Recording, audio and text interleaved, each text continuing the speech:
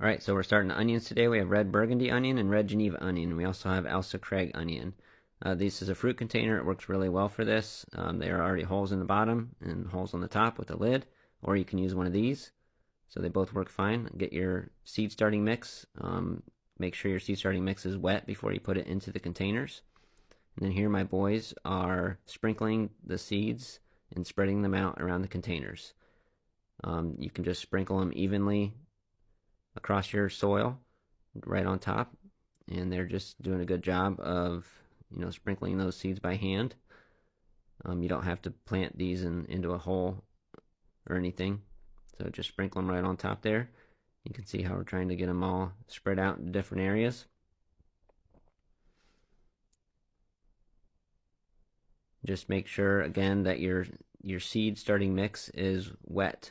Like put it into a bowl, put it into a bucket, do something, wet it down. It should be as wet as a wrung out sponge. So that's pretty important for any seed starting mix or potting mix in general, to make sure it is fully dampened before you put it into your container. Here they're just kind of ruffling up the soil just to get those seeds maybe down, a quarter of an inch or less. The onion seeds don't need to be very deep at all, so if some of them are still on top, that's perfectly fine.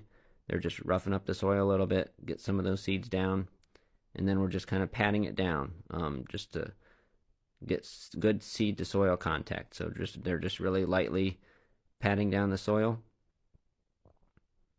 just to get a firm contact with the seed, and then we're spraying the seeds on top with a light mist of water. We don't want to disturb the seeds too much, but we want to keep them wet, and we'll do this, check these every day and make sure the tops are staying wet, and these will go in the dark. They don't need any heat mats or anything. They'll just be in the dark until they start germinating. So make sure you just keep them wet, and we'll have lids on these, and we're done.